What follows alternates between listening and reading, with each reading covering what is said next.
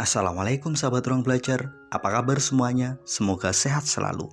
Ketemu lagi dengan saya, Eko Prasetyo. Selamat datang di channel Ruang Belajar. Ada yang berpendapat, kaya harta itu nggak terlalu penting. Yang penting, kita harus kaya hati. Pertanyaannya, akan seperti apa sih hidup kita jika kita memang mampu memiliki kekayaan hati, namun ternyata kita miskin dalam harta? Pada video kali ini, saya akan membahas tentang konsep kaya hati tapi miskin harta. Akan seperti apa jadinya hidup kita? Apakah ini satu prinsip yang benar? Atau mungkin kita butuh melihat sisi lain dari konsep ini? Simak terus video ini sampai selesai ya.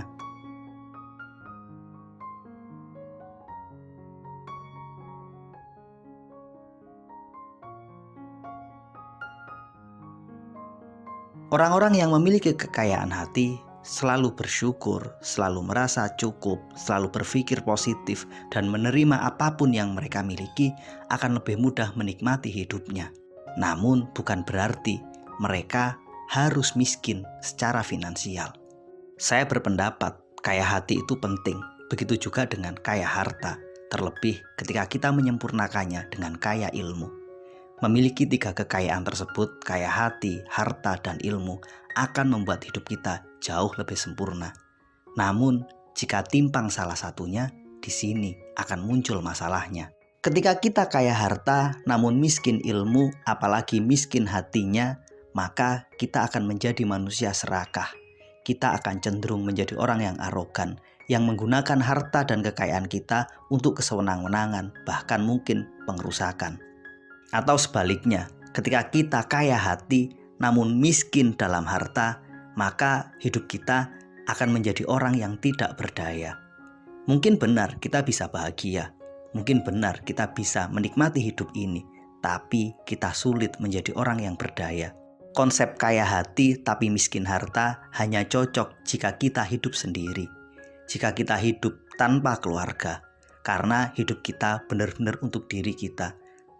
Namun ketika kita sudah berkeluarga, memiliki anak, memiliki istri, kita punya orang tua, maka konsep ini butuh kita evaluasi ulang. Ketika kita menjadi manusia yang kaya hati namun miskin harta, maka kita akan sulit untuk memberdayakan diri kita dan orang-orang di sekitar kita. Akan seperti apa jadinya keluarga kita ketika mereka sakit namun kita tidak memiliki kemampuan finansial? Akan seperti apa anak-anak kita ketika kita ingin menyiapkan pendidikan terbaik untuk mereka, namun kita memiliki keterbatasan secara finansial. Pada titik ini, orang yang menganut konsep kaya hati namun miskin harta, ini justru akan menyulitkan orang-orang yang ia sayangi.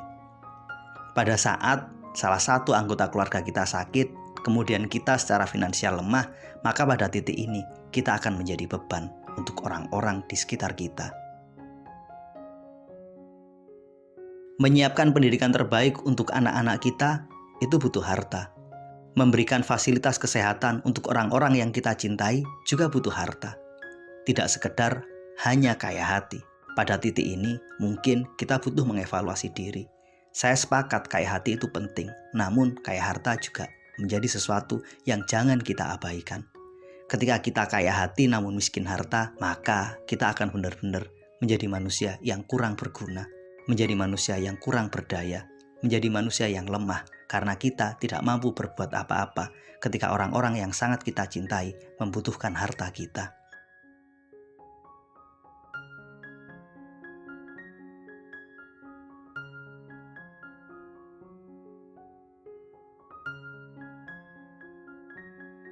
Ada tiga kemungkinan kenapa sih sebagian orang menganggap harta itu tidak penting dan mereka lebih mengutamakan pentingnya memiliki kekayaan hati. Kemungkinan pertama, mungkin mereka adalah orang-orang yang kalah. Mereka telah berjuang, mengumpulkan uang, mengumpulkan harta, namun tetap saja hidupnya nggak banyak berubah. Agar terlihat lebih bijaksana, agar terlihat menjadi orang yang sufistik, maka mereka menyatakan harta itu nggak penting. Yang penting kaya hatinya.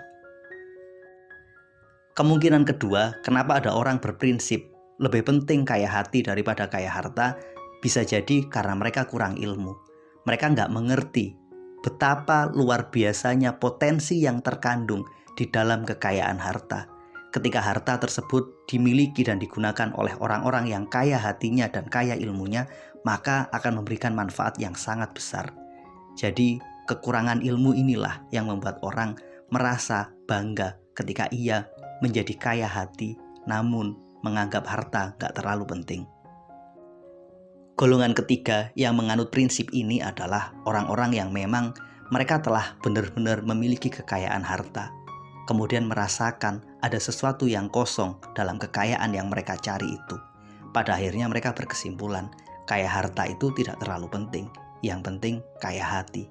Orang-orang ini adalah orang-orang kaya yang memiliki kemampuan finansial yang kemudian mencari kesempurnaan hidupnya dengan membangun kekayaan hati.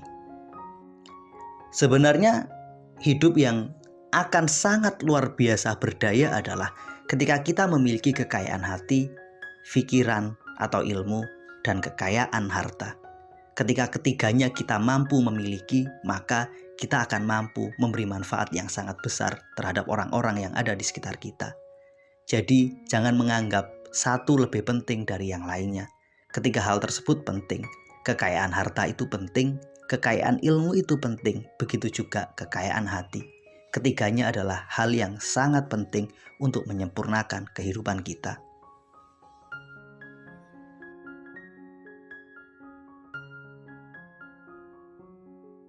Terima kasih telah menonton, mudah-mudahan video ini bermanfaat.